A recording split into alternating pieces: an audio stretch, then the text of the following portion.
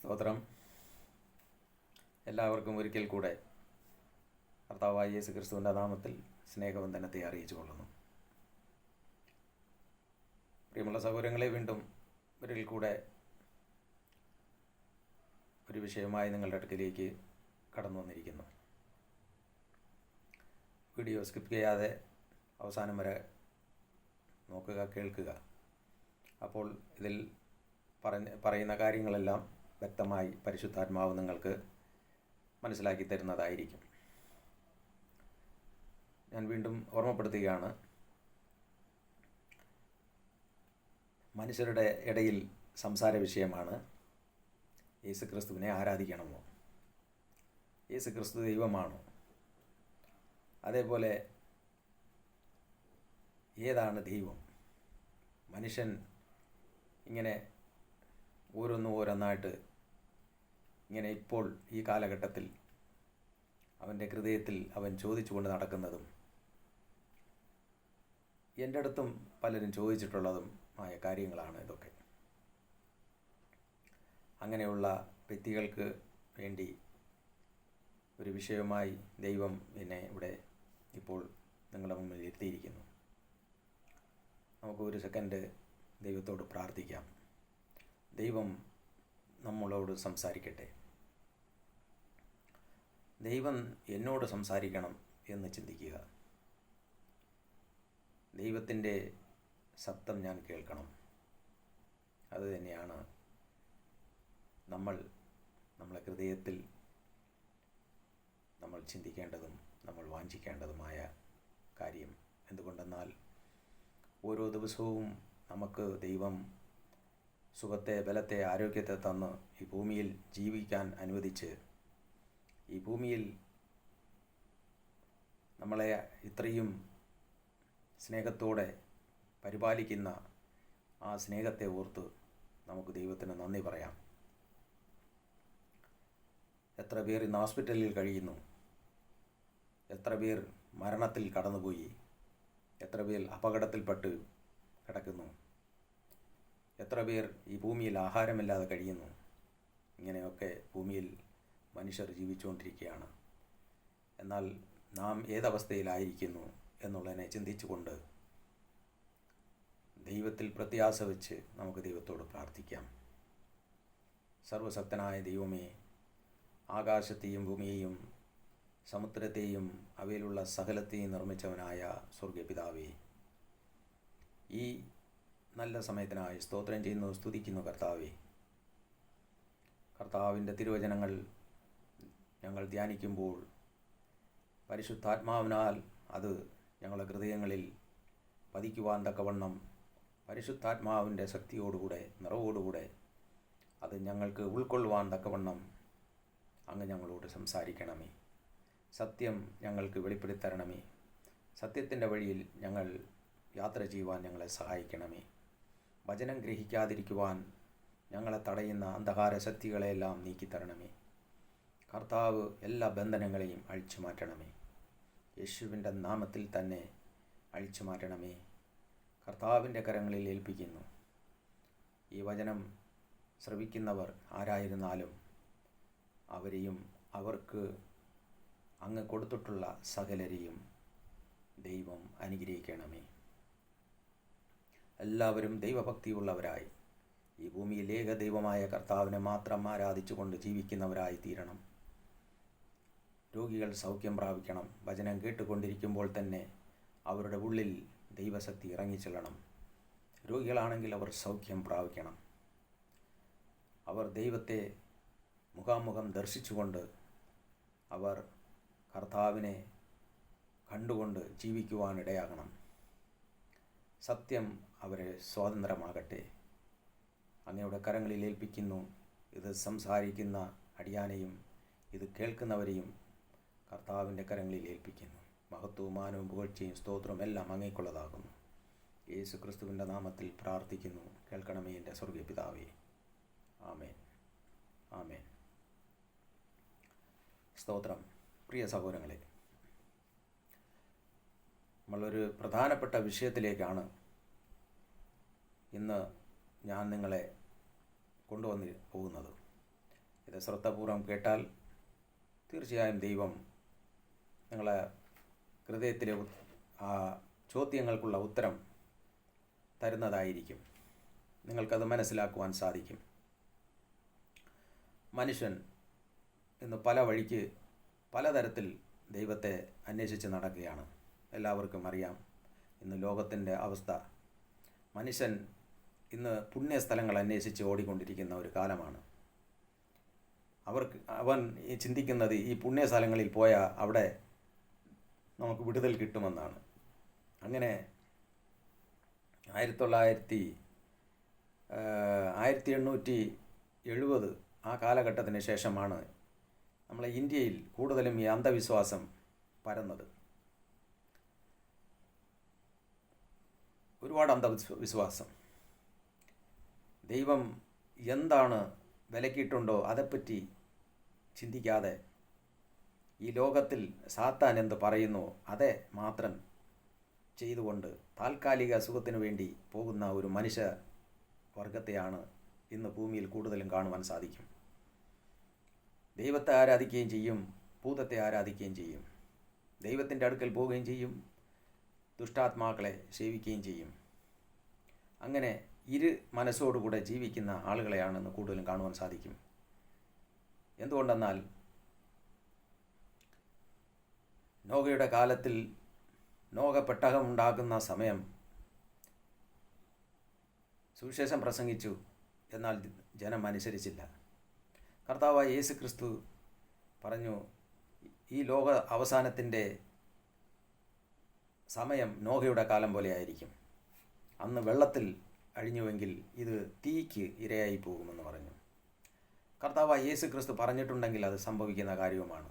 അതുകൊണ്ട് ഈ ഭൂമിയിലുള്ള താൽക്കാലിക സുഖത്തിനു വേണ്ടി നമ്മൾ അവിടെ ഇവിടെയും ഓടി ദൈവിക തേജസ് നഷ്ടപ്പെട്ടവരായി ജീവിക്കാതെ യഥാർത്ഥമായി ദൈവത്തിൻ്റെ ആ കൃപയിൽ ജീവിക്കുവാൻ ദൈവം സഹായിക്കട്ടെ. അതിനുവേണ്ടി ഓരോ ദിവസവും പ്രാർത്ഥിച്ച് മുമ്പോട്ട് പോകുക. അപ്പോൾ ദൈവം നമുക്കാവശ്യമുള്ളതെല്ലാം തന്ന് നടത്തുവാൻ മതിയവനാണ്. അന്ന് ഞാൻ ഒരു തിരുവചന ഭാഗം വായിപ്പിച്ചു. അന്നത്തെ സുവിശേഷം കേട്ടവർക്ക് അത് മനസ്സിലാവും. അതേ ഭാഗം ഒരിക്കൽ കൂടെ ഞാൻ നിങ്ങളെ ഓർമ്മപ്പെടുത്തുകയാണ്. വെളിപ്പാട് പുസ്തകം 1-ാമത്തെ അധ്യായത്തിൽ നമുക്ക് കാണുവാൻ സാധിക്കും, കർത്താവ് 7 സഭയെക്കുറിച്ച് അവിടെ പറയുന്ന ഒരു ഭാഗമാണ്. 7 സഭ: എഫെസോസ്, സ്മരണ, ബർഗമേസ്, ദ്വൈതൈര, സർത്തീസ്, ഫിലദൽഫിയ, ലവോദിക്ക, ഇങ്ങനെ 7 സഭ. അതിൽ കർത്താവ് പറയുന്ന ബർഗമേസിലെ സഭയുടെ ദൂതൻ എഴുതുന്ന ഒരു ഭാഗമാണ് ഇത്. യോഹന്നാൻ അപ്പോസ്തലന് പത്മോസ് ദ്വീപിൽ വെച്ച് കർത്താവ് കൊടുത്ത ഒരു വെളിപ്പാടാണ്, ദർശനമാണ്. അത് നടക്കുവാൻ പോകുന്ന കാര്യങ്ങളെക്കുറിച്ചാണ്. ഇത് AD 95 ഈ വെളിപ്പാട് യോഹന്നാന് ലഭിക്കുന്നതായിട്ട് വേദ പണ്ഡിതന്മാർ രേഖപ്പെടുത്തിയിട്ടുണ്ട്.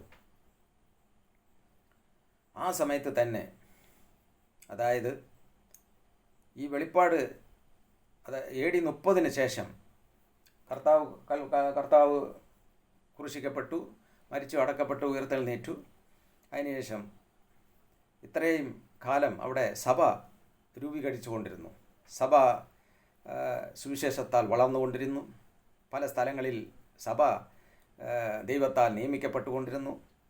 അങ്ങനെ ഇരിക്കുന്ന ഒരു കാലഘട്ടത്തിലാണ് അന്ന് അന്ധവിശ്വാസികൾ, അതായത് ജാതികളിൽ നിന്നവർ കർത്താവായ യേശു ക്രിസ്തുവിനെ സ്വീകരിച്ചപ്പോൾ അപ്പോസ്തലനായ പൗലോസ് അപ്പോസ്തല പ്രവൃത്തിയിൽ പറയുന്നുണ്ടത്. ഇവർ സ്വന്തം ജനം കർത്താവായ യേശു ക്രിസ്തുവിനെ അവർ അംഗീകരിക്കാതെ ഇരുന്ന സമയത്ത് അവർ ജാതികളിലേക്ക് തിരിയുന്നു എന്ന് പറഞ്ഞ് ഒരു ഭാഗത്തിൽ നമുക്ക് പറയുന്നത് കാണുവാൻ സാധിക്കും. അങ്ങനെ ആ സമയത്ത് സഭയുടെ ഉള്ളിൽ, അതായത് ഇവർ ദൈവത്തിൻ്റെ കൃപയാൽ സ്ഥാപിച്ച സഭയ്ക്കുള്ളിൽ അന്ധവിശ്വാസങ്ങൾ നുഴഞ്ഞു കയറി. അതായത് ബാലാക്കിനെ ഉപദേശിച്ചു കൊടുത്ത ബിലയാം, ആ ബിലയാമിൻ്റെ ഉപദേശം സ്വീകരിക്കുന്നവർ. ബിലയാമിൻ്റെ ഉപദേശം എന്ന് പറയുമ്പോൾ ഈ ഭൂമിയിൽ മരിച്ചുപോയ വ്യക്തികളോട് പ്രാർത്ഥിക്കുക എന്നുള്ളതാണ് ബിലയാമിൻ്റെ ഉപദേശം. അങ്ങനെ ആഭിചാരങ്ങളും മന്ത്രവാദങ്ങളും ജനങ്ങളുടെ ഇടയിൽ പെരുകിക്കൊണ്ടിരിക്കുന്ന കാലം അതേ ഉപദേശം തന്നെ സഭയ്ക്കുള്ളിലേക്ക് കൊണ്ടുവരികയാണ് സാത്താൻ. ഈ വിജാതികളിൽ കൂടെ, അതായത് അന്യജാതിക്കാർ കർത്താവിനെ സ്വീകരിച്ചത്, ആ സ്വീകരിച്ച വ്യക്തികളിൽ കൂടെയാണ് പിശാച് സഭയിലേക്ക് പ്രവേശിക്കുന്നത്. അങ്ങനെ പ്രവേശിച്ചപ്പോൾ ദൈവത്തിൻ്റെ വെളിപ്പാട് ഇത്രയും കാലം കഴിഞ്ഞിട്ട് 95 AD 95 യോഹന്നാൻ വെളിപ്പെടുത്തി കൊടുക്കുന്ന ഒരു കാര്യമാണ്, നിങ്ങൾ മാനസാന്തരപ്പെടണം, ഇല്ല എങ്കിൽ ഞാൻ നിങ്ങൾക്ക് ഇങ്ങനെ ശിക്ഷ വിധിക്കും എന്നൊക്കെ അവിടെ പറയുകയാണ്. ബെർഗമീസ് സഭയിലെ ദൂതന് എഴുതുക, മൂർച്ചയേറിയ ഇരുവായ്ത്തലയിൽ ഉള്ള വാൾ ഉള്ളവൻ അരുളി ചെയ്യുന്നു, നീ എവിടെ പാർക്കുന്നു എന്നും അത് സാത്താൻ്റെ സിംഹാസനം ഉള്ളിടം എന്നും ഞാൻ അറിയുന്നു. നീ എൻ്റെ നാമം മുറുകെ പിടിച്ചിരിക്കുന്നു. നിങ്ങളുടെ ഇടയിൽ സാത്താൻ പാർക്കുന്നിടത്ത് തന്നെ എൻ്റെ സാക്ഷിയും വിശ്വസ്തനുമായ അന്തിപ്പോസിനെ കൊന്ന കാലത്ത് പോലും നീ എങ്കിലുള്ള വിശ്വാസം നിശ്ചയിച്ചിട്ടില്ല. എങ്കിലും നിന്നെക്കുറിച്ച് കുറഞ്ഞു വന്ന് കുറ്റം പറവാനുണ്ട്. ഇസ്രായേൽ മക്കൾ വിഗ്രഹാർപ്പിതം തിന്നേണ്ടതിനും ദുർനടപ്പ് ആചരിക്കേണ്ടതിനും അവരുടെ മുമ്പിൽ ഇടർച്ച വയ്പ്പാൻ ബാലാക്കിന് ഉപദേശിച്ചു കൊടുത്ത ബിലയാമിൻ്റെ ഉപദേശം പിടിച്ചിരിക്കുന്നവർ അവിടെ നിനക്കുണ്ട്. നമുക്ക് ഈ തിരുവചനം ഞാൻ കഴിഞ്ഞ ഇതിൽ ഓർമ്മപ്പെടുത്തി. ആ പുറപ്പാട് പുസ്തകം കഴിഞ്ഞ് ഇങ്ങോട്ട് വരുമ്പോൾ ഏകദേശം ആ പ്രവചനത്തിൻ്റെ ഭാഗം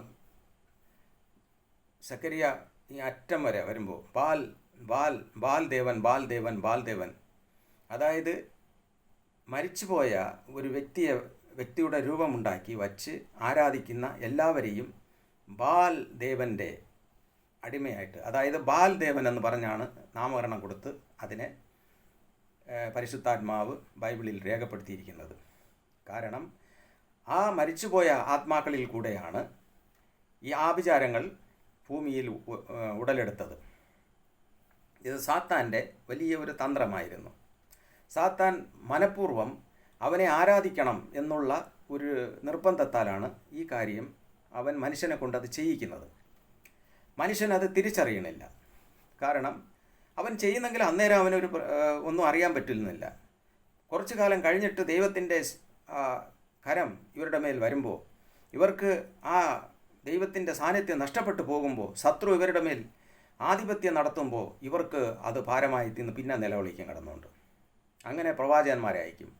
പിന്നെ അവർ പറയുന്നത് കേൾക്കും. കുറച്ച് പിന്നെ അങ്ങോട്ട് പോകും. ഇങ്ങനെ ജനം ഒരു സ്ഥിരതയില്ലാത്ത ഒരു ജീവിതമാണ് അന്നും ഇന്നും ചെയ്തുകൊണ്ടിരിക്കുന്നത്.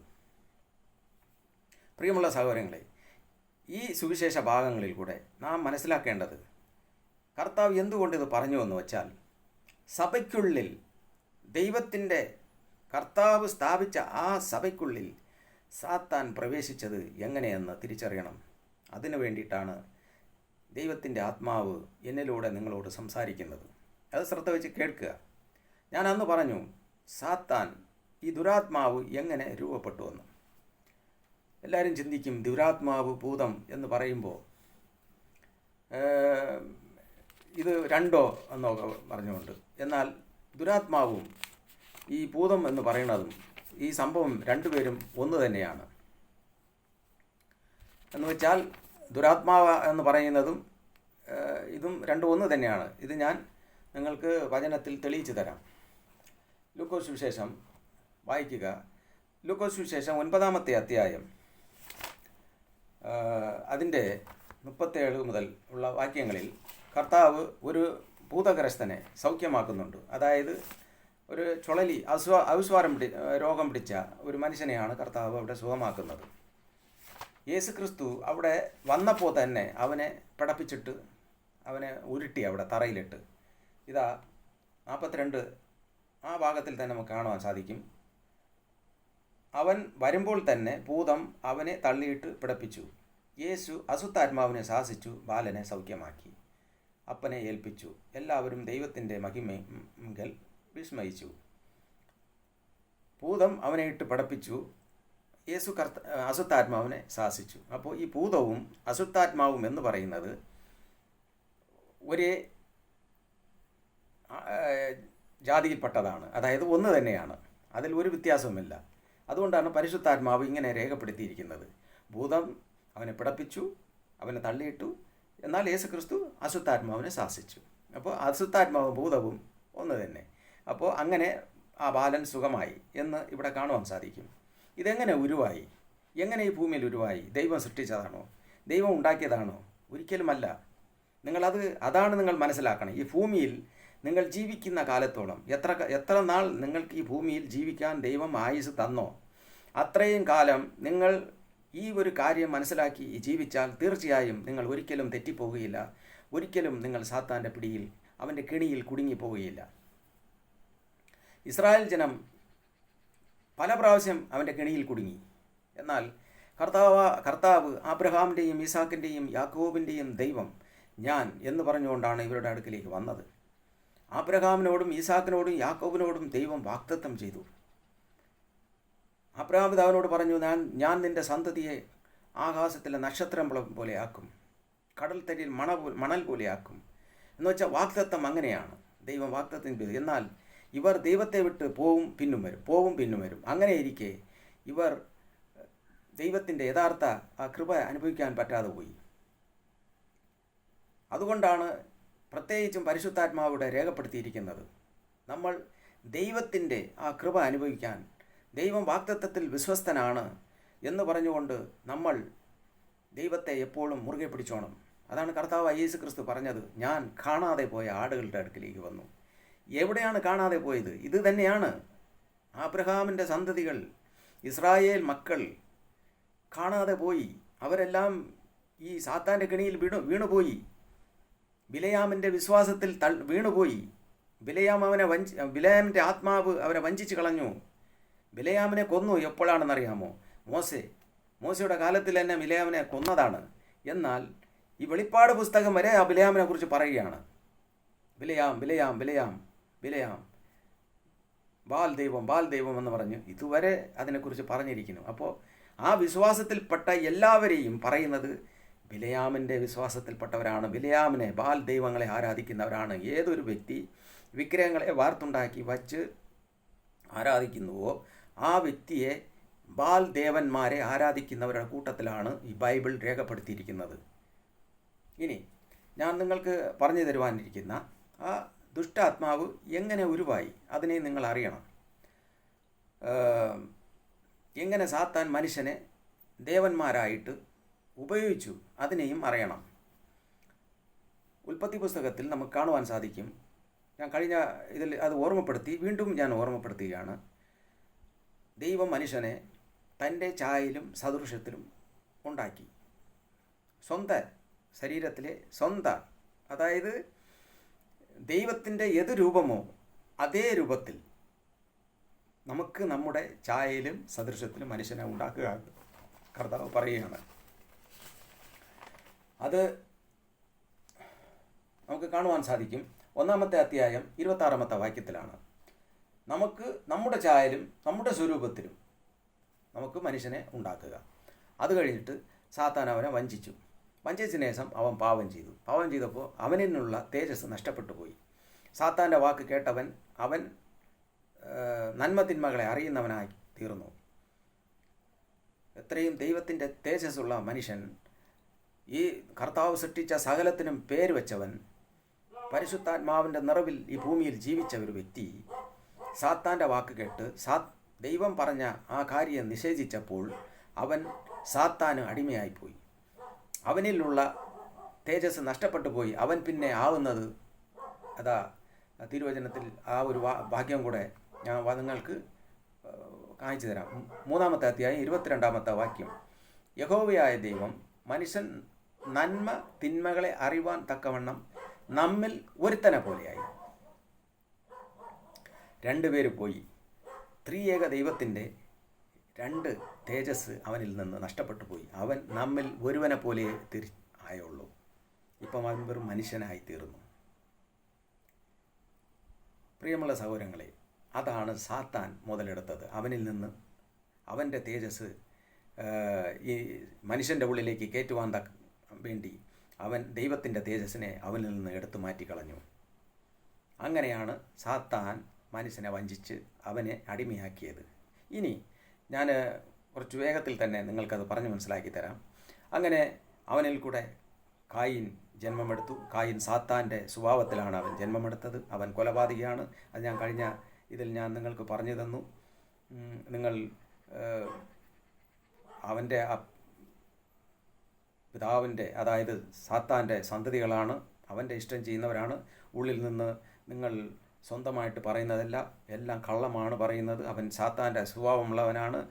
അങ്ങനെ ഇങ്ങനെ എന്നൊക്കെ കുറേ കാര്യങ്ങൾ നിങ്ങൾക്ക് പറഞ്ഞു തന്നു. അവൻ കള്ളനാണെന്നും അവൻ സ്വന്തത്തിലെടുത്ത് പറയുമെന്നും അവൻ കൊലപാതകിയെന്നും ഇങ്ങനെ ഒരുപാട് കാര്യങ്ങൾ കർത്താവായ യേശു ക്രിസ്തു യോഹന്നാൻ സുവിശേഷത്തിൽ പറഞ്ഞ് ഞാൻ നിങ്ങൾക്ക് പറഞ്ഞു തരികയുണ്ടായി.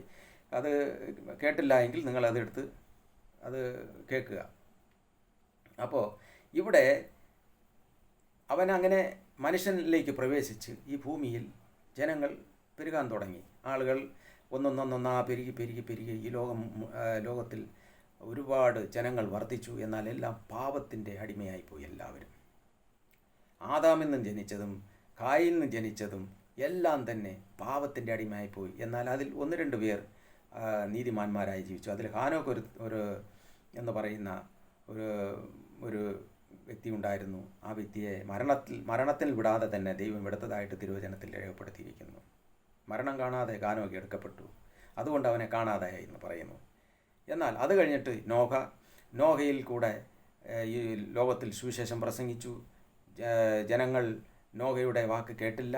പെട്ടകം പണിതു, പെട്ടകത്തിൽ പ്രവേശിച്ചു, മഴ പെയ്തു, എല്ലാം നശിച്ചു. അങ്ങനെ ഈ ഭൂമിയിൽ നിന്ന് അടുത്തൊരു ജന്മം ഈ ഭൂമിയിലേക്ക് വരികയാണ്. നോഹയുടെ കുടുംബവും. അതിൽ 8 പേർ അവിടെ നിന്ന് ഈ ലോകത്തിലേക്ക് വരികയാണ്. ഇവിടെയാണ് ഇനി അടുത്താണ് സാത്താൻ തന്ത്രപൂർവം ഈ മനുഷ്യനെ വഞ്ചിക്കുന്നത്. നോഹ കൃഷി ചെയ്തു. അവിടെ അവൻ വിളവെടുത്ത് അവൻ വീഞ്ഞുണ്ടാക്കി കുടിക്കുകയാണ്. നോക്കണേ, ഒരു വ്യക്തി ദൈവത്തിൻ്റെ കൂടെ നടന്നവൻ, ദൈവം പറഞ്ഞിട്ട് പെട്ടകമുണ്ടാക്കിയവൻ, എല്ലാം ചെയ്ത് ഈ ലോകത്തിൽ അവന് മൊത്തം ലോകം അവൻ്റെ കയ്യിലേക്ക് കൊടുത്തിരിക്കുക. അവൻ കൃഷി ചെയ്തപ്പോൾ അവന് വീഞ്ഞുണ്ടാകാൻ തോന്നി. വീഞ്ഞുണ്ടാക്കി കുടിച്ചു, ലഹരി പിടിച്ച് നഗ്നനായിട്ട് അവിടെ കിടക്കുമ്പോൾ അവനെ നോഹയുടെ മകൻ, അതായത് ഷേം, ഹാം, യാഫേത്ത് എന്ന് പറയുന്ന 3 പേരുണ്ടല്ലോ, അതിൽ 2ാമത്തെ മകൻ ഇത് കണ്ടിട്ട്, അപ്പൻ നഗ്നനായിട്ട് കിടക്കുന്നെന്ന് കണ്ടിട്ട് ഇതിനെ ചെന്നിട്ട് സഹോദരങ്ങളെടുത്ത് പറഞ്ഞു കൊടുക്കും. അപ്പോൾ സഹോദരങ്ങൾ, അത് നിങ്ങൾക്ക് വായിക്കാൻ സാധിക്കും. ഈ ഉൽപ്പത്തി പുസ്തകം 9-ാമത്തെ അധ്യായത്തിൽ തന്നെ, 9-ാമത്തെ അധ്യായം 18 മുതൽ വായിക്കുമ്പോൾ നിങ്ങൾക്കത് മനസ്സിലാവും. എടുത്ത് വെച്ച് വായിക്കുക. അപ്പോൾ നഗ്നനായിട്ട് കിടക്കുന്നെന്ന് പറഞ്ഞ് സഹോദരങ്ങളടുത്ത് പറഞ്ഞു. സഹോദരങ്ങൾ നോക്കാതെ തന്നെ തുണിയെടുത്ത് കൊണ്ടുവന്ന് ആ നഗ്നതയെ മറച്ചു.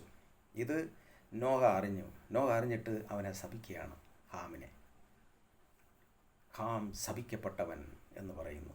വീണ്ടും അവനിലേക്ക് ശാപം കയറി, മനുഷ്യനിലേക്ക് ശാപം കയറുകയാണ്. ശപിക്കപ്പെട്ടവനായി തീരുകയാണ്. ആദ്യം ദൈവം ഭൂമിയെ ശപിച്ചു, ഇപ്പോൾ ഇതാ നോഹയിൽ കൂടെ മനുഷ്യനെ ശപിച്ചു.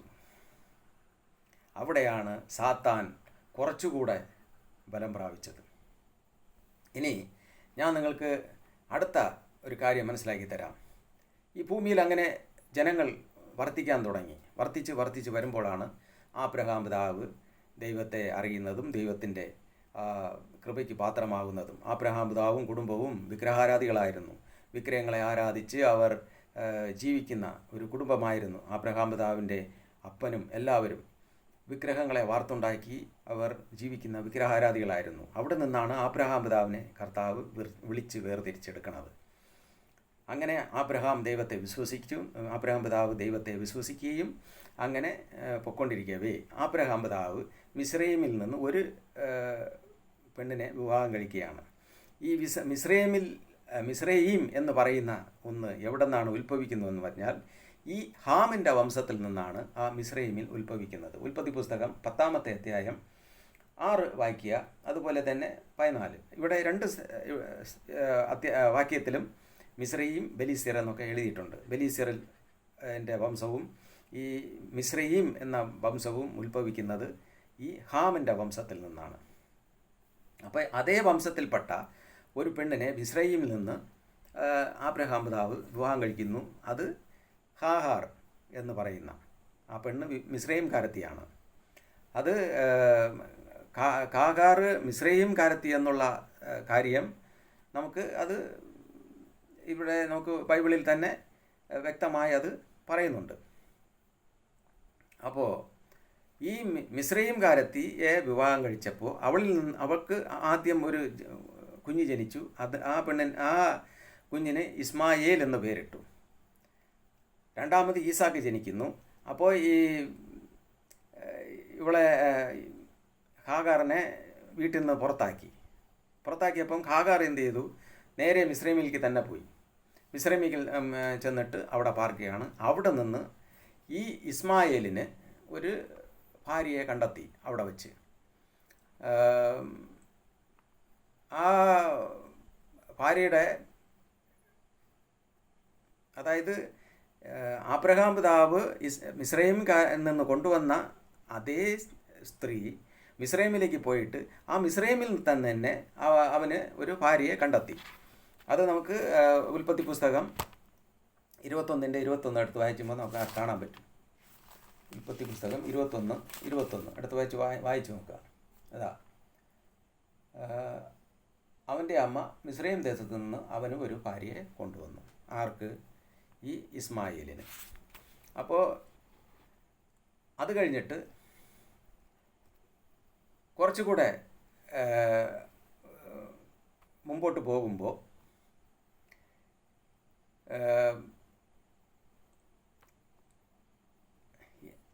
ഇസ്മായേലിൻ്റെ മകളെ നമ്മളെ ഏസാവ് വിവാഹം കഴിക്കുകയാണ്.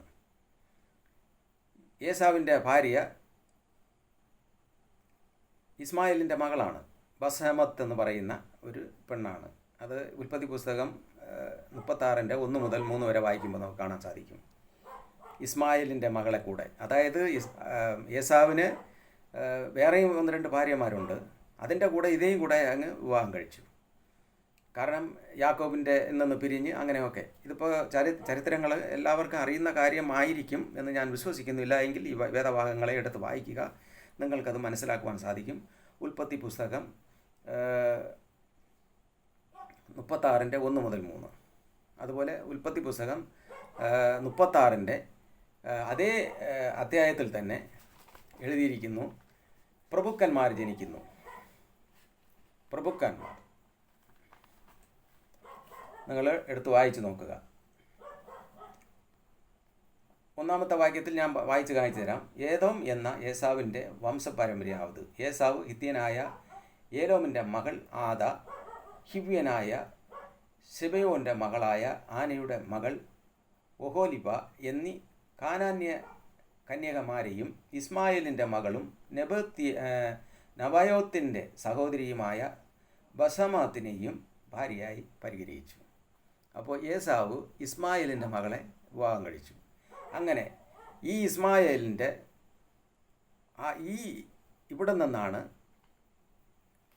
പ്രഭുക്കന്മാർ ജനിക്കുന്നത്. അതിവിടെ 15-ാമത്തെ വാക്യത്തിൽ 36-ന്റെ 15 തന്നെ കാണുന്നുണ്ട്. പ്രഭുക്കന്മാർ ഈ ഭൂമിയിൽ ജനിക്കുകയാണ്. ആരാണ് ഈ പ്രഭുക്കന്മാർ?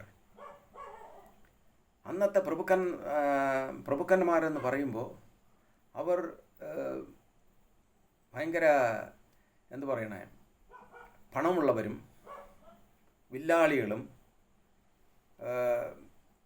തങ്ങളെ തന്നെ ഒരു ദൈവത്തിൻ്റെ മനോഭാവത്തിൽ ജീവിക്കുന്നവരും, ഞാൻ ദൈവമാണെന്നുള്ള മനോഭാവത്തിൽ ജീവിക്കുന്ന ഒരു കൂട്ടം ആൾക്കാരാണ് ഇവരെ വംശത്തിൽ ജനിക്കുന്നത്. അതായത് ഏസാവിൻ്റെ മക്കളായിട്ട് ജനിക്കുന്നത്. സാത്താൻ ഇവരിലേക്ക് കയറി. അതായത് ഇവർ വില്ലാളികളാണ്. അതാണ് ഇന്ന് ലോകത്തിൽ കാണുന്ന വില്ലൊക്കെ വെച്ചുകൊണ്ട് നിൽക്കുന്ന ചില ദേവന്മാരെ നമ്മൾ കാണുന്നത്. ഇതൊക്കെ ജനിച്ചത് അവിടെ നിന്നാണ്. അത് ഏസാവ് വില്ലാളിയായിരുന്നു എന്ന് തിരുവചനത്തിൽ വ്യക്തമായി പറയുന്നുണ്ട്. ഏസാവല്ല, സോറി, ഇസ്മായേൽ വില്ലാളിയായിരുന്നു എന്ന് വരെ ബൈബിളിൽ അത് പറയുന്നുണ്ട്. ആബ്രഹാം ഇറക്കി വിട്ട ആ സമയത്ത് മിസ്രൈമിൽ ചെന്ന് പാർത്തു. അപ്പോൾ ഇവൻ ഒരു വലിയ വില്ലാളിയായി തീർന്നു. എന്നുവെച്ചാൽ ഭയങ്കര ഒരു പോരാളിയെ പോലെ അത്ര ഒരു പവറുള്ള ഒരു ജീവിതം നയിച്ചു എന്നാണ് ഇസ്മായിലിനെ കുറിച്ച് പറയുന്നത്. അതേ ഇസ്മായിലിൻ്റെ മകളെ വിവാഹം കഴിച്ച അങ്ങനെ അവർ ജീവിക്കുമ്പോൾ മിസ്രൈമിൽ പ്രമുഖന്മാർ ജനിച്ചു. പ്രമുഖന്മാരെ സാത്താൻ ഉപയോഗിക്കാൻ തുടങ്ങി. അവിടെ അവർ മരിച്ചവരെ എല്ലാം വിഗ്രഹങ്ങളെ വാർത്തുണ്ടാക്കി വെച്ച് അവരെ പൂജിക്കാൻ തുടങ്ങി ജനം. മിസ്രൈമിൽ ഈ വിഗ്രഹങ്ങളെ വാർത്തുണ്ടാക്കി പൂജിച്ചുകൊണ്ടിരുന്നപ്പോഴാണ് അവിടെ നിന്ന് ഇവർക്ക് ഉത്ഭവിച്ച ഒരു ആത്മാവാണ് ഈ ഭൂതവും ദുഷ്ടാത്മാക്കളും. അല്ലാതെ ദൈവം ഈ ഭൂമിയിൽ അത് ഉണ്ടാക്കിയതല്ല. അങ്ങനെ ആരും തെറ്റിദ്ധരിക്കരുത്. ദൈവമല്ലേ ഈ ഭൂമിയിൽ ഇതൊക്കെ ഉണ്ടാക്കിയെന്ന്. പക്ഷെ ദൈവം സൃഷ്ടിച്ചത് മനുഷ്യനെയാണ്, ദൂതന്മാരെയാണ്. ദുഷ്ട ആത്മാക്കളെ ഉണ്ടാക്കിയതെല്ലാം ഈ മനുഷ്യനിൽ കൂടെ സാത്താനാണ്, പിശാചാണ് അത് ഉണ്ടാക്കിയത്. ഈ ഭൂതങ്ങളെ ഉണ്ടാക്കിയത് സാത്താൻ്റെ സൃഷ്ടിയാണത്. മനുഷ്യനിൽ കൂടെയാണ് സാത്താൻ അവരെ ഈ ജന്തുവിനെ ഈ ഭൂമിയിൽ ഉണ്ടാക്കുന്നത്. ഈ ദുരാത്മാവിനെ, ഈ ഭൂതങ്ങളെ എന്ന് പറയുന്ന, ഭൂതവും ദുരാത്മാവും എന്ന് പറയുന്ന ഈ വർഗത്തെ ഉണ്ടാക്കിയത് ഈ മനുഷ്യനിൽ കൂടെ സാത്താൻ ചെയ്ത വലിയ ഒരു തന്ത്രമാണ്. ചത്തുപോയ ആ പ്രഭുക്കന്മാരെ ഇവർ ഇവിടെ വച്ച് പൂജിക്കാൻ തുടങ്ങി. ഇവർ അവരെ സേവിക്കാൻ തുടങ്ങി. അവരെ ആരാധിക്കാൻ തുടങ്ങി. ഇവരിൽ കൂടെ അങ്ങ് ദുരാത്മാക്കളും ഭൂതങ്ങളും ഉത്ഭവിക്കാൻ തുടങ്ങി. അത് എവിടെ പറയുന്നു എന്ന് ഞാൻ നിങ്ങൾക്ക് കാണിച്ചു തരാം. ആവർത്തന പുസ്തകം 32-ാമത്തെ അധ്യായം അതിൻ്റെ 17-ാമത്തെ വാക്യം പറയുന്നു. എടുത്ത് വായിച്ച് നോക്കുക. അത് ഞാൻ വായിച്ച് കാണിച്ചു തരാം നിങ്ങൾക്ക്. വായിക്കാൻ സമയം കിട്ടുമ്പോൾ ഇതിനൊക്കെ എടുത്തു വെച്ച് വായിച്ച് നോക്കുക, പറഞ്ഞത് ശരിയാണോ ഇല്ലയോ എന്ന്. 32:17 ഇതാ: അവർ ദുർഭൂതങ്ങൾക്കും ദൈവമല്ലാത്തവയ്ക്കും തങ്ങൾ അറിയാത്ത ദേവന്മാർക്കും ബലികഴിച്ചു. ആര്? ഇസ്രായേൽ ജനം അന്ന് അവിടെ ബലികഴിച്ചു. എവിടെ? മിസ്രൈമിൽ. അറിയാത്ത ഒരു ദേവന്മാർ എന്നാണ് ഇവിടെ രേഖപ്പെടുത്തിയിരിക്കുന്നത് പരിശുദ്ധാത്മാവ്. ദുർഭൂതങ്ങൾക്കും ദൈവമല്ലാത്തവയ്ക്കും തങ്ങൾ അറിയാത്ത ദേവന്മാർക്കും ബലികഴിച്ചു. അവരുടെ പിതാക്കന്മാർ അവയെ ഭജിച്ചിട്ടില്ല. അവ നൂതനമായി ഉത്ഭവിച്ച നവീനമൂർത്തികളത്രേ. അവ നൂതനമായി ഉത്ഭവിച്ച മൂർത്തികളത്രേ ദുർഭൂതങ്ങൾ. എവിടെ നിന്ന് ഉത്ഭവിച്ചു? ഈ വിഗ്രഹങ്ങളിൽ നിന്ന്. ഈ പ്രഭുക്കന്മാരുടെ വിഗ്രഹങ്ങളെ ഉണ്ടാക്കി വെച്ച് അവരെ ദേവന്മാരെന്ന് ഇവർ നാമകരണം കൊടുത്ത്, ഏത് മനുഷ്യനെ ദൈവം തൻ്റെ ഛായയിലും സദൃശത്തിലും സൃഷ്ടിച്ച് ദൈവത്തിൻ്റെ അരുളപ്പാട് ലഭിച്ചവർക്ക് ദേവന്മാർ എന്ന് നാമകരണം കൊടുത്തു കർത്താവ്, അതേ നാമത്തെ സാത്താൻ ഈ ഭൂമിയിൽ ജീവിച്ച പ്രഭുക്കന്മാർക്ക് കൊടുത്ത്, പ്രഭുക്കന്മാർ ചത്തപ്പോൾ അവരെ വിഗ്രഹങ്ങളെ വാർത്തുണ്ടാക്കി വെച്ച് ഈ ജനങ്ങളെ കൊണ്ട് ദേവന്മാർ എന്ന് പറഞ്ഞ് പൂജിക്കാൻ തുടങ്ങി. പൂജിച്ചപ്പോൾ അതിൽ നിന്ന് ഉത്ഭവിച്ച് വന്നതാണ് ഈ ദുഷ്ടാത്മാക്കൾ എന്ന് പറയുന്ന ഈ ഭൂതങ്ങൾ. നവീന മൂർത്തികളാണ് ഈ ദുരാത്മാക്കൾ. ആരാണ് ഇതിൻ്റെ കഥാനായകൻ എന്ന് പറഞ്ഞാൽ സാത്താനാണ്. സാത്താൻ്റെ സേനയിൽപ്പെടുന്ന ഒരു വർഗമാണ് ഈ ദുഷ്ട ആത്മാക്കൾ. സാത്താൻ അവരെ കൊണ്ട് പൂജിച്ച് പിന്നെ അവർ അതിൽ ആഭിചാരങ്ങളിൽ വളർന്നു. പിന്നെ അവർ അതിൽ മന്ത്രവാദം ചെയ്യാൻ തുടങ്ങി. പിന്നെ അവർ വെളിച്ചപ്പാടായി ഭയങ്കര മന്ത്രവാദികളായി തീർന്നു. അതുകൊണ്ടാണ് മോശെ ഇസ്രായേൽ ജനത്തെ വിടുവിക്കുവാൻ പോകുമ്പോൾ മോശയുടെ കയ്യിലിരുന്ന വടി തറയിലിട്ട ഉടനെ സർപ്പമായി തീർന്നു. അപ്പോൾ ഫറവോൻ്റെ രാജ്യത്തിലുള്ള സകല മന്ത്രവാദികളെ വിളിച്ചു എന്നാണ് പറയുന്നത്. ഫറവോൻ സകല മന്ത്രവാദികളെ വിളിച്ചു. എവിടെ? മിസ്രൈമിൽ നിന്ന്. അവൻ്റെ രാജ്യത്തിൽ മന്ത്രവാദികളെ ഉള്ളൂ. ദൈവത്തെ ആരാധിക്കുന്ന ആരുമില്ല അവിടെ, എല്ലാം മന്ത്രവാദികൾ. അതാണ് അവിടെ രേഖപ്പെടുത്തിയിരിക്കുന്നത് പരിശുദ്ധാത്മാവ്. സകല മന്ത്രവാദികളെയും വിളിച്ചിട്ട് എന്ത് ചെയ്തു? ഇവൻ ചെയ്തതുപോലെ അവരും വടിയിട്ടു, അതും സർപ്പമായി തീർന്നു. നോക്കണേ ആഭിചാരത്തിൻ്റെ ആ പവർ. അങ്ങനെയാണ് ഈ മോശയുടെ വടി അവരെ വടിയെ വിഴുങ്ങിക്കളഞ്ഞു. അതായത് ദൈവശക്തിയുടെ മുമ്പിൽ ഈ ഒരു ശക്തിക്ക് നിൽക്കുവാൻ കഴിയില്ല. എത്ര തന്നെ സാത്താൻ്റെ പ്രവൃത്തി എത്ര തന്നെ ഇതായിരുന്നാലും ദൈവശക്തിയുടെ മുന്നിൽ നിൽക്കുവാൻ ഇതിന് കഴിയില്ല. കാരണം ഇത് ഇവിടെ ഉത്ഭവിച്ച നവീന മൂർത്തികളാണ്, സാത്താൻ്റെ ദുഷ്ടസേനകളാണത്. അതൊന്നും ദൈവത്തിൻ്റെ സന്നിധിയിൽ നിൽക്കില്ല. ആഭിചാരങ്ങൾ ഈ ദൈവശക്തിയുടെ മുന്നിൽ നിൽക്കത്തില്ല. അതുകൊണ്ടാണ് ബിലയാമിനെ ശപിക്കാൻ വിളിച്ചുകൊണ്ട് വന്ന സമയത്ത്, ഈ ബാലാക്ക് വിളിച്ചുകൊണ്ട് വരുന്ന സമയത്ത് ഇവരെ ഇസ്രായേൽ ജനത്തെ ശപിക്കാൻ വേണ്ടി വായെടുക്കുമ്പോൾ ദൈവം അവൻ്റെ വായടയ്ക്കുമ്പോൾ അവൻ പറയുന്നതാണ്, ആഭിചാരം ഇസ്രായേലിന് ഏക്കത്തില്ല, ആഭിചാരം ഇസ്രായേലിന് ഏക്കത്തില്ല എന്ന് പറഞ്ഞുകൊണ്ട് സംഖ്യാപുസ്തകത്തിൽ അത് പറയുന്നത് കാണുവാൻ സാധിക്കും. സംഖ്യാപുസ്തകം 22-ാമത്തെ അധ്യായത്തിലാണ് അത് പറയുന്നത്. 22 എന്ന് തന്നെ തോന്നുന്നു. സംഖ്യാപുസ്തകം 23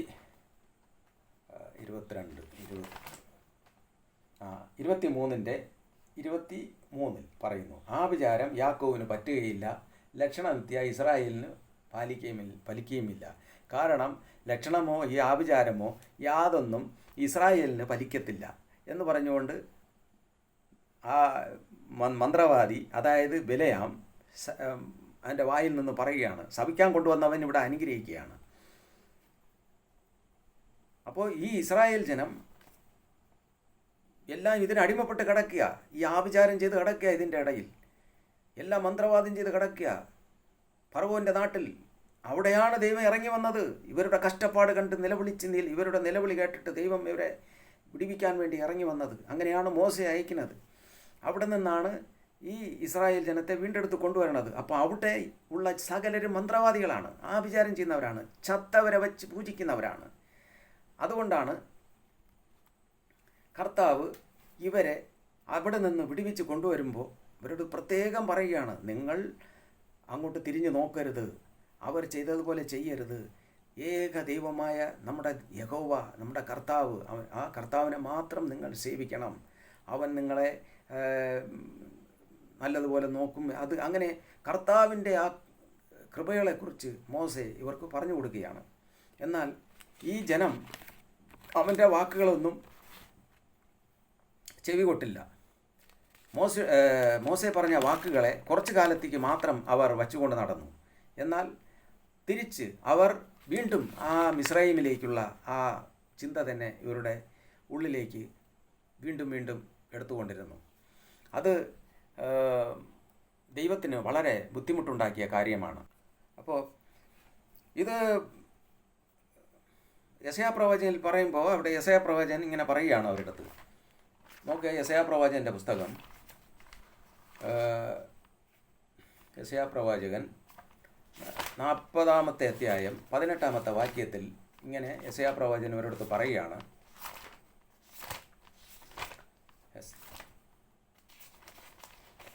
40:18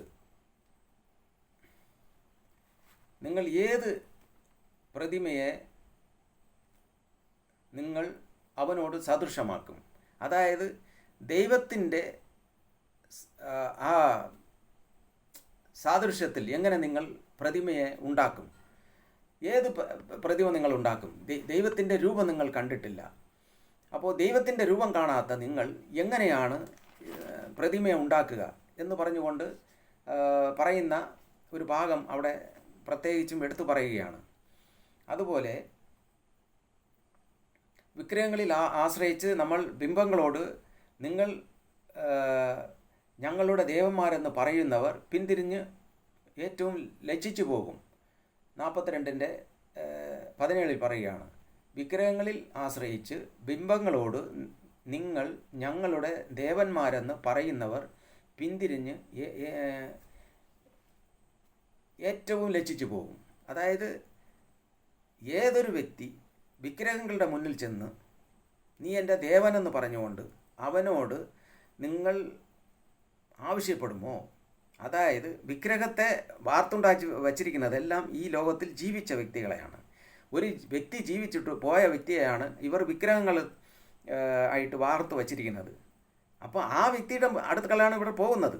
അപ്പോൾ ആ വ്യക്തിയുടെ പേര് പറഞ്ഞ് അവർ ആ വിഗ്രഹത്തെ ആരാധിക്കുമ്പോൾ ആ വിഗ്രഹത്തിൽ കൂടെ വരുന്നതാണ് ഈ ദുഷ്ടാത്മാക്കളും ഭൂതങ്ങളും.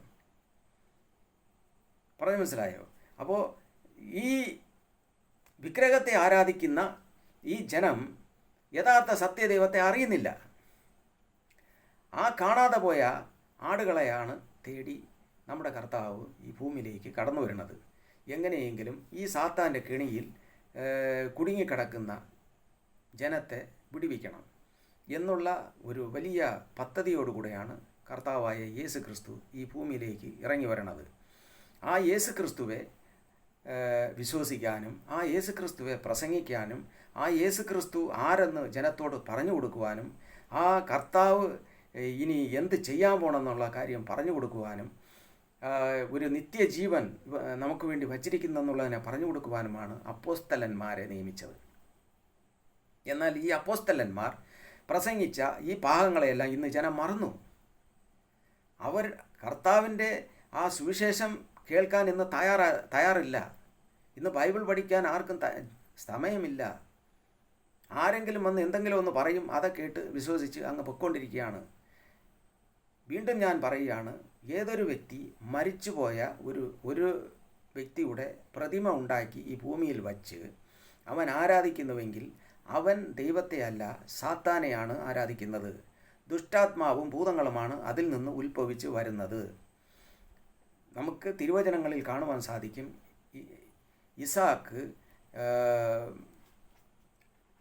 ഇസാക്കിനോട് പറഞ്ഞു, ഞാൻ കാണിച്ചു തരുന്ന ദേശത്തേക്ക് പോ, എന്നാൽ നീ മിസ്രൈമിലേക്ക് പോകരുത്. അവനോട് വിലക്കിയാണ്, നമ്മളെ യാക്കോബ് പിതാവിനോട് വിലക്കിയാണ്, ഇസാക്ക് പിതാവിനോട് വിലക്കിയാണ് ദൈവം. എന്തുകൊണ്ടെന്നാൽ നീ അങ്ങോട്ട് പോകരുത് എന്ന് പറയുന്നതിൻ്റെ ഉദ്ദേശം, മിസ്രയീം എന്ന് പറയുന്ന ഒരു നാമകരണം ഇവിടെ വച്ചിരിക്കുന്നത് കർത്താവ് ഈ ഉൽപ്പത്തി മുതൽ ഈ ലാസ്റ്റ് വരെ ഈ പ്രവചനങ്ങളിലെല്ലാം മിസ്രയീം മിസ്രയീം മിസ്രയീം മിസ്രയീം എന്ന് വച്ചിരിക്കുന്നതെല്ലാം ആഭിചാരവും മന്ത്രവാദവുമാണ്. അതുകൊണ്ട് അവർ മിസ്രൈമിലേക്ക് തിരിഞ്ഞു, മിസ്രൈമിലേക്ക് പോയി എന്ന് പറഞ്ഞുകൊണ്ട് അവിടെ പറയുന്നത് കാണുവാൻ സാധിക്കും. അവിടെ പറയുന്നത് മിസ്രൈമിൽ ഉള്ളത് ആരും ദൈവമല്ല, അവരൊന്നും ദൈവങ്ങളെ അല്ല, അവർ മനുഷ്യരാണ് എന്നൊക്കെ പറഞ്ഞുകൊണ്ട് ബൈബിളിൽ വ്യക്തമായി അതിനെക്കുറിച്ച് രേഖപ്പെടുത്തുന്നു. എസെക്കിയേൽ പ്രവാചകൻ്റെ പുസ്തകം 28-ാമത്തെ അധ്യായത്തിൽ അത് കാണുവാൻ സാധിക്കും. നീ ദൈവമല്ല, മനുഷ്യൻ മാത്രമായിരിക്കെ ഞാൻ ദൈവമാകുന്നു, ഞാൻ സമുദ്രമധ്യേ ദേവാസനത്തിൽ ഇരിക്കുന്നുവെന്ന് നീ പറഞ്ഞു. സോർ പ്രഭുവിനോട് പറയേണ്ടത്, യഹോവയായ കർത്താവ് ഇപ്രകാരം അരുളി ചെയ്യുന്നു. 28-ൽ നിന്റെ ഹൃദയം നിഗളിച്ചു പോയി, നീ ദൈവമല്ല, മനുഷ്യൻ മാത്രമായിരിക്കെ ഞാൻ ദൈവമാകുന്നു എന്ന് പറഞ്ഞു നീ നിഗളിച്ചു പോയി എന്നവിടെ പറയുകയാണ്. അതുപോലെ 7-ാമത്തെ വാക്യം 28-7 അവിടെ പറയുകയാണ്, നീ ദൈവഭാവം നടിക്കിയാൽ ഞാൻ ജാതികളുടെ ഉഗ്രനായ അന്യജാതിക്ക് നിന്റെ നേരെ വരുത്തും. അത് 9-ൽ പറയുന്നു, നീ ദൈവമല്ല, മനുഷ്യൻ മാത്രമായിരിക്കെ നിന്നെ കൊല്ലുന്നവൻ്റെ മുമ്പിൽ ഞാൻ ദൈവമെന്ന് നീ പറയുമോ? നീ ദൈവമല്ല, മനുഷ്യനായിരിക്കെ നിന്നെ ആരെങ്കിലും കൊല്ലാൻ വന്നാൽ ഞാൻ ദൈവമാണ് എന്ന് പറയാൻ പറ്റുമോ? അവൻ നിന്നെ കൊന്നിട്ട് പോകുമല്ലോ.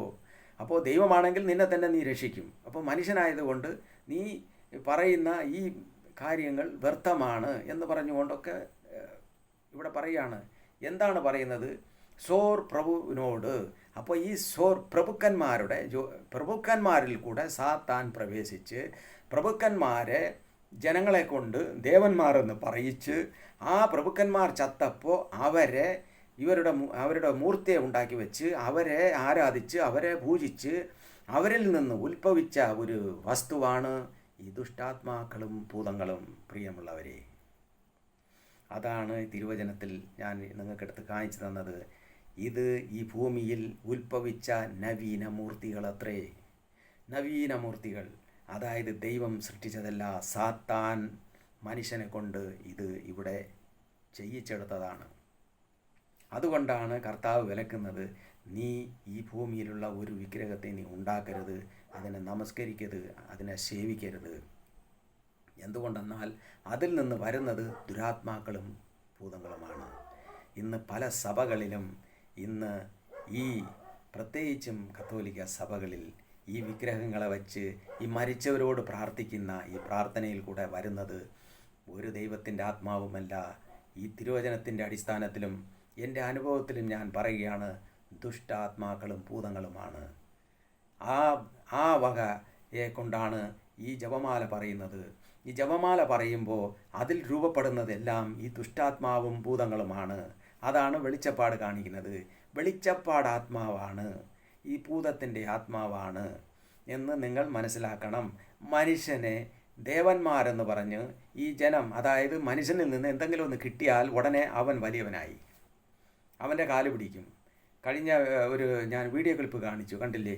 മനുഷ്യൻ്റെ മുന്നിൽ വന്ന് കാല് പിടിക്കുന്നു, എന്തെല്ലാം അവൻ കോപ്രായങ്ങൾ കാണിക്കുന്നു. ഇതേപോലെ തന്നെ മനുഷ്യൻ അന്നും എന്തെങ്കിലും ഇവർക്ക് ആഹാരം കിട്ടുമോ ഉടനെ അവൻ ദേവനായി, വലിയവനായി. ഇതിൽ ഒരു ഭാഗം ഞാൻ നിങ്ങൾക്ക് അപ്പോസ്തല പ്രവൃത്തിയിൽ കാണിച്ചു തരാം. നിങ്ങളത് വായിച്ചു നോക്കുക. 12-ാമത്തെ അധ്യായം, അപ്പോസ്തല പ്രവൃത്തി 12-ാമത്തെ അധ്യായത്തിൽ ഒരു വ്യക്തിയെക്കുറിച്ച് അവിടെ പറയുകയാണ്. ആ വ്യക്തി തന്നെ അവൻ ദൈവമായിട്ട് അതായത് അവൻ്റെ നാട്ടിൽ നിന്ന് ആഹാരം കിട്ടുന്നു. അപ്പോൾ അവൻ തന്നെ അങ്ങ് ദൈവമായിട്ട്, ദൈവത്തിന് മഹത്വം കൊടുക്കാതെ അവൻ ഒരു കാര്യം ചെയ്യുന്നു. അപ്പോൾ ദൈവത്തിൻ്റെ ദൂതൻ ഒറ്റയടി, അതോടുകൂടെ അവൻ അവിടെ ഉരുണ്ട് വിളുന്ന് ചത്തു. കാണാൻ അത്രയ്ക്കും പരിശുദ്ധ കൃപാവരങ്ങളിൽ കൂടെ സുവിശേഷം പറഞ്ഞു പോകുന്ന കാലഘട്ടം. ആ സമയത്തിൽ ഇവൻ അന്നത്തെ അതേ പ്രവൃത്തി ഇവിടെ കാണിക്കുകയാണ്. ഇതെടുത്ത് വായിച്ച് നോക്കുക. അവൻ സോര്യരുടെയും സീതോന്യരുടെയും നേരെ ക്രുദ്ധിച്ചിരിക്കുമ്പോൾ രാജാവിൻ്റെ ദേശത്തു നിന്ന് തങ്ങളുടെ ദേശത്തിന് ആഹാരം കിട്ടി വരികയാൽ അവർ ഏക മനസ്സോടെ അവൻ്റെ അടുക്കൽ ചെന്നു. രാജാവിൻ്റെ പള്ളിയറക്കാരനായ സ്പ്ലത്തോസിനെ വശത്താക്കി സന്ധിക്കായി അപേക്ഷിച്ചു. നിശ്ചയിച്ച ദിവസത്തിൽ ഹെരോദാവ് രാജവസ്ത്രം ധരിച്ച് ഭദ്രാസനത്തിൽ ഇരുന്ന് അവരോട് പ്രസംഗം കഴിച്ചു. ഇത് മനുഷ്യൻ്റെ ശബ്ദമല്ല, ഒരു ദേവൻ്റെ ശബ്ദം അത്രേ എന്ന് ജനം ആർത്തു. ഇത് കാണാൻ അവൻ്റെ നാട്ടിൽ നിന്ന് ആഹാരം കിട്ടി വരുന്നു.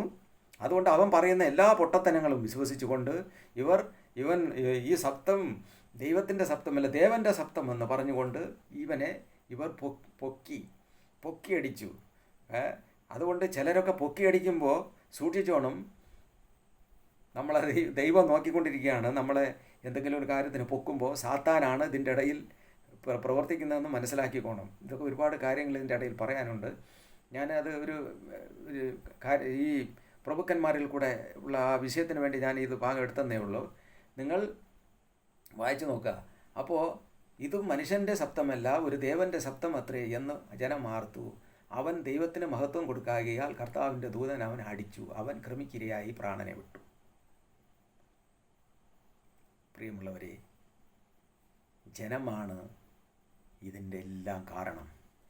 ജനം താൽക്കാലികമായ ആ ആഹാരത്തിന് വേണ്ടിയും സുഖത്തിന് വേണ്ടിയും താൽക്കാലിക കാര്യങ്ങൾക്ക് വേണ്ടി ദൈവത്തെ ഉപേക്ഷിച്ച് ഇങ്ങനെയുള്ള ദേവന്മാരെ ഉണ്ടാക്കുകയാണ്. ഇന്ന് എത്ര ദേവന്മാർ ഉണ്ടായെന്നറിയാമോ? ഇന്ത്യയിൽ തന്നെ എത്ര, കേരളത്തിൽ ഒരു ദേവി, തമിഴ്നാട്ടിൽ ദേവൻ, അതുപോലെ അങ്ങ് പഞ്ചാബിൽ ഒരു ദൈവം, ഇങ്ങനെ പല സ്ഥലങ്ങളിലും ദേവനും ദേവിയും. എവിടെ പോയാലും ഇവർക്ക് ദേവനും ദേവിയും. ഒരു ദൈവമേ ഉള്ളൂ. എന്നാൽ ഈ ഭൂമിയിൽ അവർക്ക് ദേവനും ദേവിയും ഇഷ്ടം പോലെയായി. ഇതൊക്കെ ഉണ്ടാക്കിയതാരാണ്? ദൈവമാണോ? ഇല്ല, മനുഷ്യനാണ്. മനുഷ്യനെ കൊണ്ട് ഈ സാത്താൻ ചെയ്യിപ്പിച്ചതാണ്. സാത്താൻ്റെ പിടിയിലാണ് ഇവർ. ഇങ്ങനെ ചെയ്യുന്ന ഏതൊരു വ്യക്തിയും സാത്താൻ്റെ പിടിയിലാണ്. പ്രിയമുള്ളവരെ, അതുകൊണ്ടാണ് വീണ്ടും വീണ്ടും ഞാൻ നിങ്ങളെ ഓർമ്മിപ്പിക്കുന്നു, ഈ കാര്യം നിങ്ങൾ ഒരിക്കലും ചെയ്യരുത്. ജപമാല, ഈ ജപമാല സാത്താൻ്റെ വലിയ തന്ത്രമാണ്. ഇതിൽ കൂടെ പ്രവർത്തിക്കുന്നത് ദുഷ്ടാത്മാക്കളും ഭൂതങ്ങളും എന്ന് പറയുന്ന ആ ജന്തുവാണ്. മനുഷ്യനെ ഒരിക്കലും ദൈവത്തിൻ്റെ കൃപ അനുഭവിക്കുവാൻ സമ്മതിക്കത്തില്ല. യഥാർത്ഥ ദൈവത്തിൽ നിന്ന് കിട്ടേണ്ട ആ സുഖവും ആ സന്തോഷവും സമാധാനവും ഈ ജനങ്ങൾക്ക് കിട്ടത്തില്ല. ദൈവം ഏറ്റവും വെറുക്കുന്ന ഒരു കാര്യമാണ് ഇതിനെ നടത്തുന്നവർ ബാലിൻ്റെ പുരോഹിതന്മാരാണ്. വ്യക്തമായി പറയുന്നു തിരുവചനത്തിൽ, ഇത് ബാലിൻ്റെ വർഗമാണെല്ലാം. അതാണ് വെളിപ്പാട് പുസ്തകത്തിൽ പറഞ്ഞിരിക്കുന്നത്. ബാലാക്കിന് ഉപദേശിച്ചു കൊടുത്ത ബിലയാമിനെ പോലെ. ബിലയാം എന്താ ചെയ്തത്? ബിലയാമിന് ബലിപീഠം ഉണ്ടാക്കാൻ പറഞ്ഞു. അങ്ങനെ ബിലയാമിന് ബലിപീഠം അവൻ ഉണ്ടാക്കി കൊടുത്തു. അവൻ ചത്തപ്പോൾ അവനെ അവിടെ പ്രതിഷ്ഠിച്ചു. ജനം അവനെ ദൈവമായി വഴിപെടാൻ തുടങ്ങി. ബാൽ വിഗ്രഹങ്ങൾ എന്ന് പറയുന്നു എന്ന് വെച്ചാൽ അതേ ഇതിൽ വരുന്നതെല്ലാം ബാൽ വിഗ്രഹങ്ങളാണ്. ഏതൊരു വ്യക്തി ഈ ഭൂമിയിൽ ജീവിച്ചോ ആ വ്യക്തിയെ ഏതൊരു വ്യക്തി പ്രതിമ ഉണ്ടാക്കി വച്ച് നമസ്കരിക്കുന്നുവോ അതെല്ലാം ബാൽ വിഗ്രഹമാണ്. ബാൽ വിഗ്രഹമാണ് പ്രിയമുള്ള സഹോദരങ്ങളെ. അതുകൊണ്ട് ദൈവമായ കർത്താവ് നിങ്ങൾക്ക് ഈ ഒരു സന്ദേശത്തിൽ കൂടെ നിങ്ങൾക്ക് കുറച്ചെങ്കിലും മനസ്സിലായി കാണും, ഈ ഭൂമിയിൽ മനുഷ്യൻ എങ്ങനെയാണ് വിഗ്രഹങ്ങളെ ഉണ്ടാക്കിയെന്നും ദേവന്മാർ എങ്ങനെ രൂപപ്പെട്ടുവെന്നും. യഥാർത്ഥത്തിൽ ദേവന്മാർ എന്ന് പറയുന്നത് ദൈവത്തിൻ്റെ അരുളപ്പാട് ലഭിച്ച് ദൈവത്തിൻ്റെ ഇഷ്ടം ചെയ്യുന്നവരാണ് ദേവന്മാർ. അത് ഭൂമിയിൽ ജീവിക്കുന്നവർ. അവർ ജീവിച്ച് മരിച്ച് ഇവിടെ നിൽപ്പക്കഴിഞ്ഞാൽ അവരുടെ വിഗ്രഹങ്ങളെ വാർത്തുണ്ടാക്കി വയ്ക്കുന്നത് ബാൽ ദേവന്മാർ. അവരെ ആരാധിക്കുന്നത് ബാൽ ദേവന്മാരെന്നാണ്, ബാൽ എന്നാണ്. അതിൽ കൂടെ വരുന്നത് ദുഷ്ടാത്മാക്കളും ഭൂതങ്ങളുമാണ്. അതുകൊണ്ട് പ്രിയമുള്ള സഹോദരങ്ങളെ, ഇത് കേട്ട എല്ലാവരും ഇങ്ങനെയുള്ള മ്ലേച്ഛ ആ ജീവിതത്തിൽ നിന്ന് പിന്തിരിഞ്ഞ് ഏകദൈവമായ കർത്താവിനെ മാത്രം ആരാധിക്കുവാൻ ദൈവം നിങ്ങളെ സഹായിക്കട്ടെ. നിങ്ങൾക്ക് ആ കൃപ തരട്ടെ. ഒന്നിനെക്കുറിച്ചും ഭയപ്പെടരുത്. ഭയമാണ് മനുഷ്യനെ ഇതിലേക്ക് കൊണ്ടുപോകുന്നത്. ഇന്ന് ഒരുപാട് വിഗ്രഹങ്ങളും ഒരുപാട് ആരാധനകളും വന്നു. ഞാൻ അടുത്തൊരു വീഡിയോ ക്ലിപ്പ് നിങ്ങൾക്ക് കാണിച്ചു തരാം. അതിൽ നോക്കുക, സഭ എന്ന് പറയുന്ന കർത്താവിൻ്റെ സഭ, ആ സഭയിൽ സാത്താൻ എന്തെല്ലാമാണ് കാണിച്ചു വച്ചിരിക്കുന്നത്. അതൊക്കെ നിങ്ങൾ കാണണം, കണ്ട് മനസ്സിലാക്കണം. കർത്താവ് ഇതാണോ ഇവിടെ പറഞ്ഞത്? നിങ്ങൾ ഇതാണോ ചെയ്യണമെന്ന് പറഞ്ഞത്? ഇല്ല. ഏകദൈവമായ കർത്താവിനെ സത്യത്തിലും ആത്മാവിലും നിങ്ങൾ ആരാധിക്കണം. അതേ പറഞ്ഞുള്ളൂ. വിശ്വസിക്കണം യേശു ക്രിസ്തുവിൽ. പ്രത്യാശ വേണം. കാണാത്ത കാര്യം എന്താണ്? ആ കാണാത്ത കാര്യത്തെ വിശ്വസിക്കണം. ആ വിശ്വസിച്ചുകൊണ്ട് വിശ്വാസ ജീവിതം നയിക്കുവാൻ എല്ലാവരെയും ദൈവം സഹായിക്കട്ടെ. ഇത് കേട്ട എല്ലാവർക്കും ദൈവം അതിനുള്ള കൃപ നൽകട്ടെ. പരിശുദ്ധാത്മാവ് തന്നെ നിങ്ങളുടെ ജീവിതത്തിൽ പ്രവർത്തിക്കട്ടെ എന്ന് പ്രാർത്ഥിച്ചുകൊണ്ട് ഞാൻ ഇന്ന് ഈ വാക്കിൽ നിന്ന് ഞാൻ വിരമിക്കുന്നു. അടുത്ത ഒരു സബ്ജക്റ്റുമായി നിങ്ങളുടെ അടുക്കലേക്ക് ഞാൻ വരുന്നതായിരിക്കും. അതുവരെയും ദൈവം എന്നെയും നിങ്ങളെയും കാക്കട്ടെ എന്ന് പ്രാർത്ഥിക്കുന്നു. സ്തോത്രം.